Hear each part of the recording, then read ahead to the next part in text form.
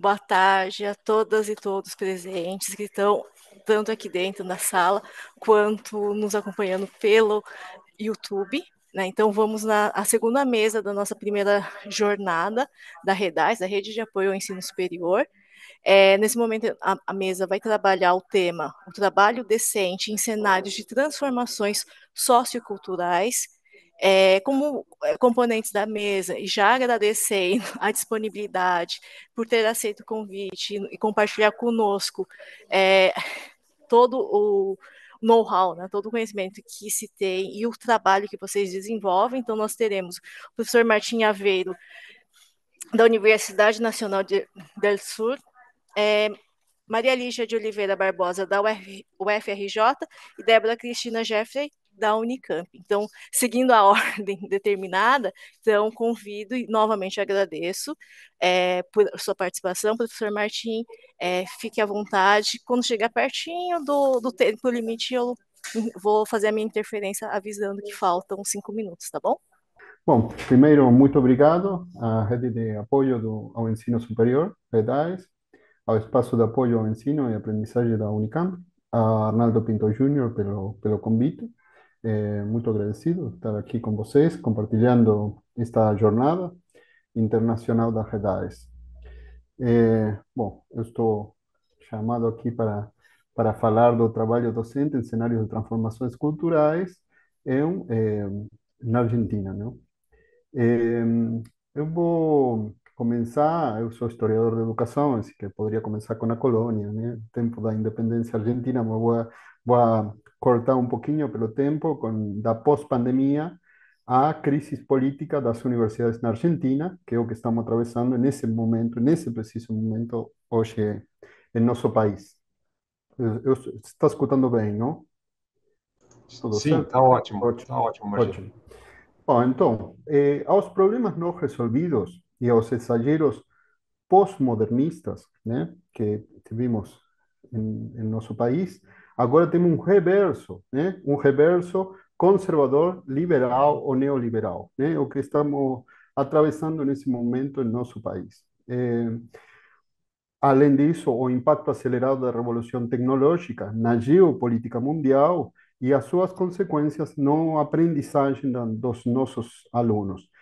Peço desculpa antes pelo meu sotaque argentino, mas vou tentar me fazer compreender em português, né? Escute o acontecido no ingresso nesse ano da carreira de matemática na Argentina. Me falaram alguma coisa? Sim, professor, ficou bem baixinho esses dois áudios. Se você quiser relatar Bem, o que tem bem, nele, bem. acho que é melhor, tá? Ok, Obrigada. ok, ok, ok. Bom, a professora está falando que ninguém aprovou o exame de inglês. Ou seja, todos entregaram em branco a folha, né? Ninguém. Então, está falando que a questão do problema da geração de cristal dos alunos que não se preparam bem, que não preparam bem a escola, que não preparam bem a escola pública, que não preparam bem a escola privada, e por primeira vez teve toda uma comissão que entregou a folha em branco, né? Não, ingresso de matemática nesse ano. Então, estamos falando o despreparo dos alunos, né? Então, a pergunta é de quem é a responsabilidade, que é o que nos perguntamos todos os professores nas universidades, né? Se é do governo, se é da universidade. Aí está, voltou minha. a- Agora, a ver se posso passar a outro slide, porque eu não estou podendo aqui do meu computador. Acho que estão compartilhando vocês. Isso, já está no próximo slide, professor. Mas eu não estou vendo aqui o meu. Agora sim. Bom, então, de quem que é a responsabilidade, né? Do governo, da universidade, da escola, dos professores, aí voltou aí, dos alunos, das famílias, né? Então, vamos analisar um por um. Agora sim, o próximo, por favor. Além do orçamento que já estava ajustado no governo anteriores, né? Hoje temos uma situação crítica na Argentina. Anteontem tivemos uma manifestação de milhões de pessoas, milhões, nas ruas da Argentina, em cada lugar que tem uma universidade pela questão do ajuste do governo atual, né? Que está diretamente tirando o investimento da educação, né? Agora bem, a formação docente acho que colapsou depois da pandemia, né? A invasão tecnológica, que alguns professores tivemos que nos adaptar rapidamente à situação e começar a trabalhar com estas novas situações, e depois da pós-pandemia, não? E adaptar-nos a essas novas realidades. Agora bem, a questão do giro linguístico, né, nos discursos, passamos a discussões de questões que não faziam nem respondiam à urgência de nossos países de problemas da dependência econômica, do empobrecimento e da necessidade de soluções urgentes para as novas gerações. Eh, a mídia chamou isso nos nossos de relato, né? Havia um relato das situações, mas a realidade seguia passando por esse lado e o empobrecimento seguia crescendo nos nossos países, não? Agora, no reverso dessa situação, que podemos falar de discursos progressistas e tudo demais, as coisas pioraram. Hoje, esse reverso conservador, neoliberal que está acontecendo hoje nos nossos países, já nem sequer temos Ministério da Educação. Agora, o Ministério é de Capital Humano, né? Já não existe mais o Ministério da Educação na Argentina, agora temos Capital Humano, e a secretaria que tínhamos de políticas universitárias agora é subsecretaria. Ou seja, esse governo desjerarquizou a educação no nosso país e as políticas universitárias nas universidades. Agora bem, agora sim, se pode ser o próximo. Vou apresentar para vocês o nosso subsecretário de Políticas Universitárias, o Galleguito Álvares. Este é o oficial de Milei, o ministro de Milei, que propõe fazer, isto explicitamente, ele fala assim, né? Fazer merda o sistema universitário, né? Essa é um pouco o que está propondo-se dessa esfera do governo. Agora, como vocês sabem, e isto não podemos seguir escondendo as coisas embaixo da alfombra, né?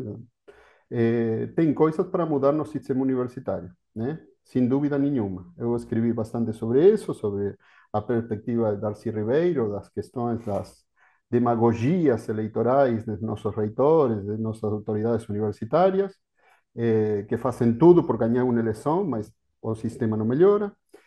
As irregularidades institucionais que também acontecem, e a falta de um projeto de universidade e um projeto de país ao qual responder essa universidade em nossos países dependentes do terceiro mundo, né?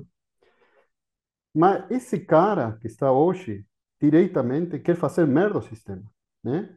Ou seja, levar com o desfinanciamento do sistema a uma progressiva privatização.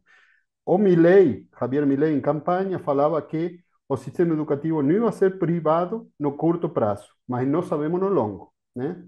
E isso que estamos atravessando hoje na situação na Argentina, que teve o limite da marcha, do protesto dos estudantes, dos professores, dos trabalhadores, da sociedade, no na última terça. Agora é o próximo. Bom, vejamos agora o que acontece com as escolas, né? Os professores, quando temos problema no nosso nível, vamos para baixo, né? Vai fazer cargo do que está acontecendo no nosso, né? Então, o que está acontecendo na escola?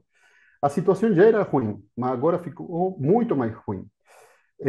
O secretário de Educação, lembre que já não temos ministro de Educação, o secretário de Educação, Carlos Torrendel, vem das escolas privadas confessionais. Ou seja, seus interesses não estão na escola pública, sino na escola confessional privada. Esse ano, as aulas não começaram, teve greve, porque o presidente, diretamente, mediante um decreto, tirou o Fundo Nacional de Incentivo Docente, que era o 10% do salário dos docentes, diretamente, com um decreto, tirou esse 10%, ou seja, que em lugar de aumentar o salário, baixou, né? O FONIT foi uma conquista dos trabalhadores de educação que se fez na Carpa Branca, né? No governo neoliberal de Carlos Menem, no fim dos anos 90, que é o herói de Milei, né? O Milei é mais, agora tem um monumento na casa do governo de Carlos Menem, né? Ou seja, que estamos voltando nesse sentido ao que aconteceu naqueles anos. Aí tem uma imagem da luta com a qual que se conseguiu o incentivo docente na frente do Congresso Nacional. Essa mesma tenda, essa carpa, está ainda numa ilha do Tigre, que tem a CETERA, Central de Trabalhadores Argentinos. Eh, e, bom, mas diretamente isso já não é parte do salário dos trabalhadores de educação da Argentina. A próxima. Agora veamos nós, né? Os professores. Já nos anos 60, meu mestre, né, com quem eu me formei, que é meu referente, é Arturo Roy, um mestre do pensamento latino-americano, que tenho também publicado várias coisas, falava da necessidade de uma pedagogia universitária, né? Ou seja, não alcança com o domínio das disciplinas, da matemática, da química, da física, não, sino que é preciso uma pedagogia universitária. Agora bem, também é verdade que em minha profissão, que é a ciência da educação, caímos num verbalismo vazio, né? Uma mistura pós-modernista sem consistência, um mural escolar, né? Coisas coladas por aqui, por lá, né?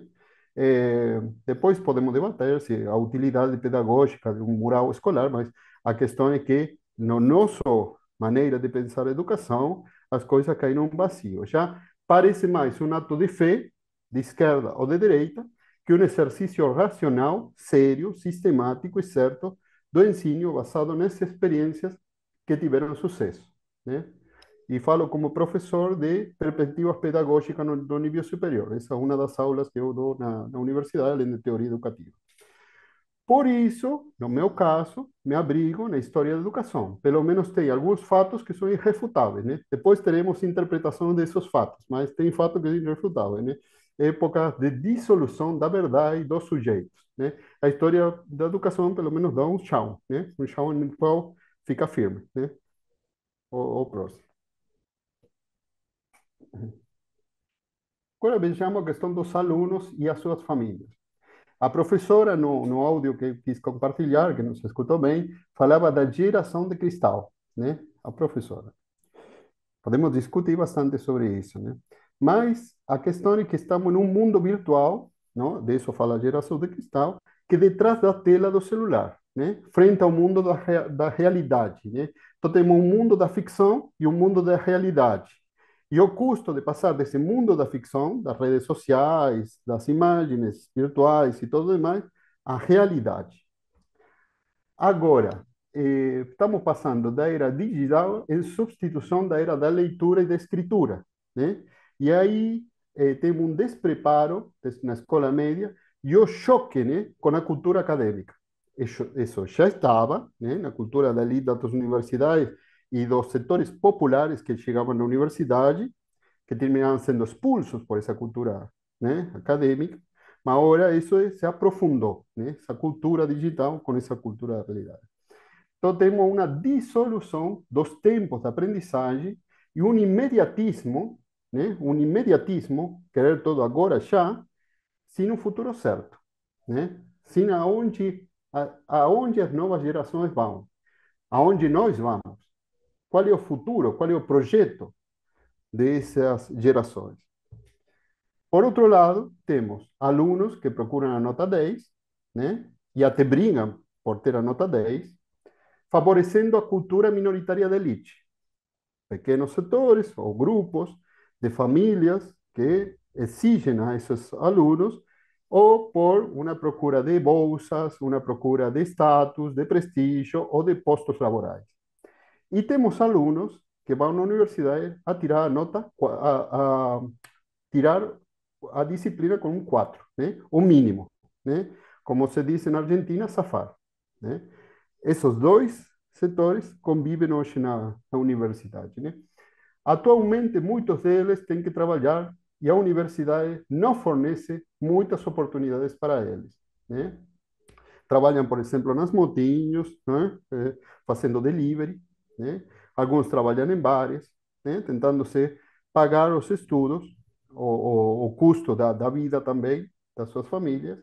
E a universidade, pelo menos na minha, não tem, por exemplo, o turno à noite, né?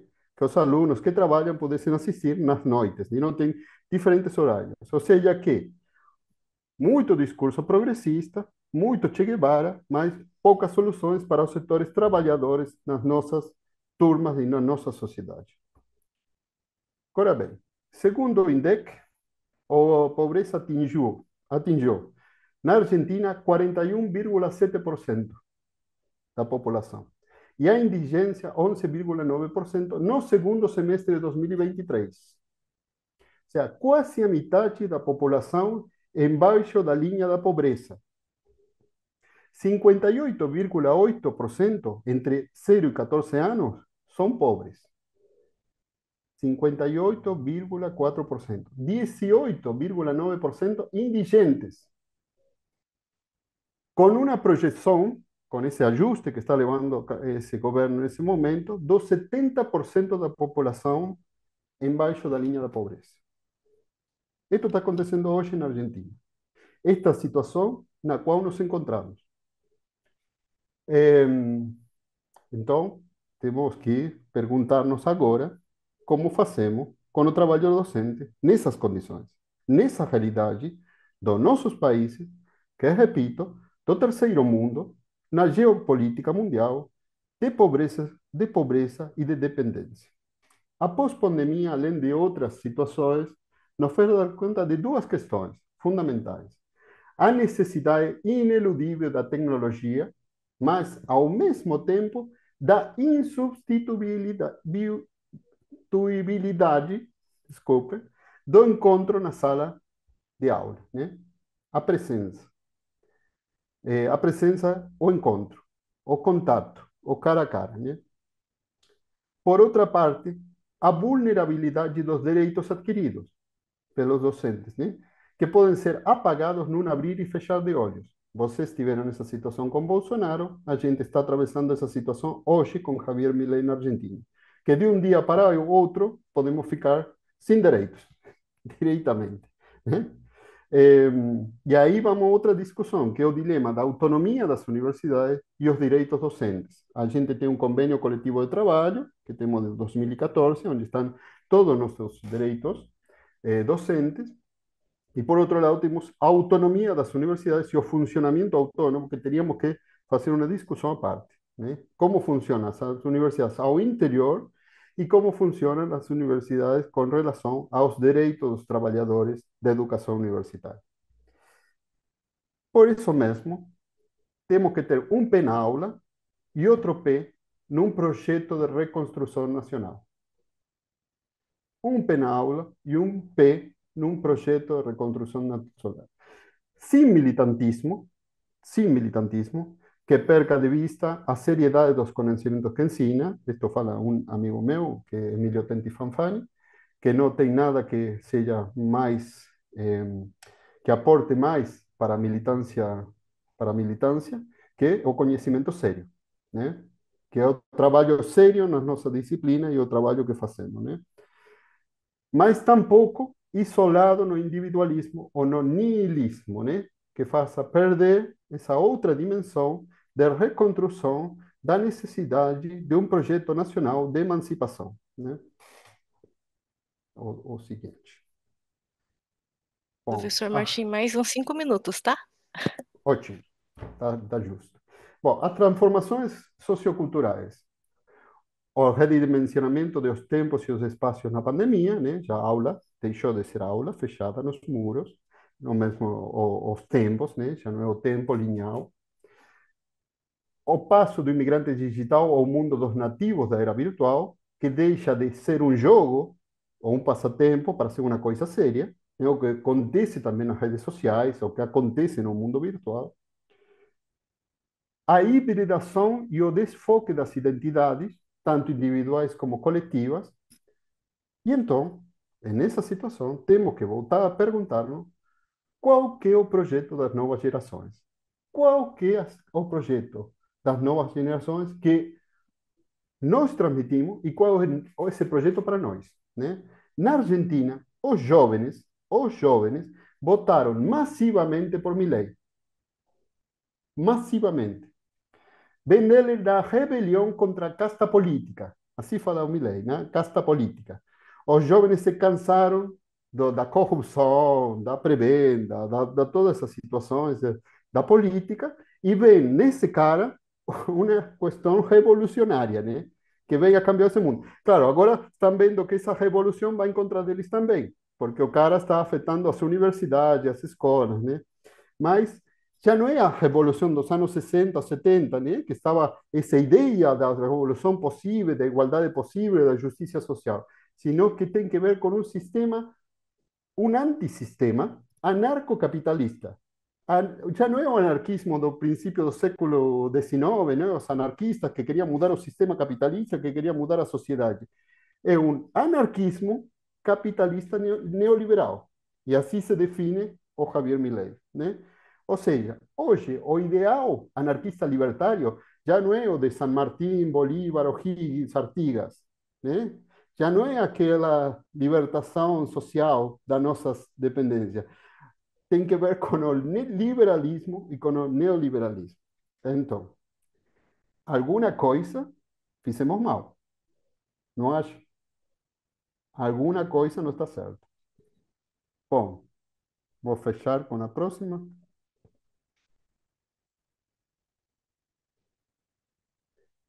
Pode ser a próxima? Aí tá. Bom, vamos fechar para reabrir e aí vamos em debate algumas coisas, né? Indubitavelmente, da pandemia para cá, posso falar muito mais para trás. Posso falar da ditadura, da pós-ditadura, mas posso falar de muitas coisas, porque sou historiador de educação, mas da pandemia para cá, na Argentina, nada deu certo, né? Nada deu certo. As novas gerações sobre as quais agem os educadores se voltaram anarcocapitalistas. Este é o sentido. O rock and roll, o Woodstock, que era a rebelião das juventudes nos anos 60 e 70, hoje tem associado com o anarcocapitalista. Essa é a luta antissistema das jovens gerações, pelo menos em meu país, né? Ou seja, que erramos na transmissão de um projeto nacional de emancipação na urgente reconstrução da nossa sociedade, né?